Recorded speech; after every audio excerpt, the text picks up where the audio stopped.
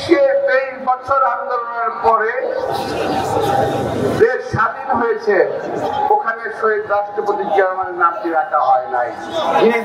কালকে ঘোষণাপত্র ঘোষণা হয়েছে,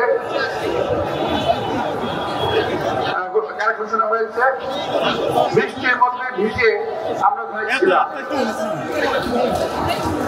যদিও আমার দলের পক্ষ থেকে, আমাদের নেতার পক্ষ থেকে, সকলের পক্ষ থেকে এই কালকে ঘোষণাপত্রকে স্বাগত জানিয়ে বক্তব্য রাখা হয়েছে।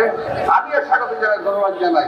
শুধু একটু কথা বলতে চাই যে এখানে একটু কার্পণ্য হয়েছে, এগুলো আমার মনের কথা বলছি, আমার কথা।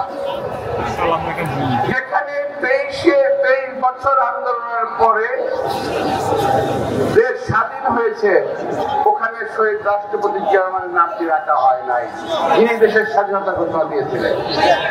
7 নভেম্বরের ঘোষণায় 7 নভেম্বরের যে বিপ্লব ডিমান্ড করে জিয়া রহমানের নাম, সেখানে সেটা আসে নাই। তারপর বাদশাহের পেট থেকে যে গণতন্ত্রকে বের করে দিয়েছিলেন, সেখানে শহীদ রাষ্ট্রপতি জিয়া রহমানের নাম আসে নাই। বহুদলীয় গণতন্ত্র করেছেন দেশনেত্রী বেগম খালেদা জিয়া, তার নামটি আসে নাই। এটা আমাকে অত্যন্ত পীড়া দিয়েছে বলে আজকে আমি জনগণের সামনে তুলে ধরলাম। আমাকে ক্ষমা করবেন আমার নেতৃবৃন্দ, আমার ভাইয়েরা। আমি তারপরেও সকল দুঃখ স্বীকার করে নিয়ে, সকল ভুল ভ্রান্তি স্বীকার করে নিয়ে গতকালের ঘোষণাকে আমি স্বাগত জানাচ্ছি আবারও।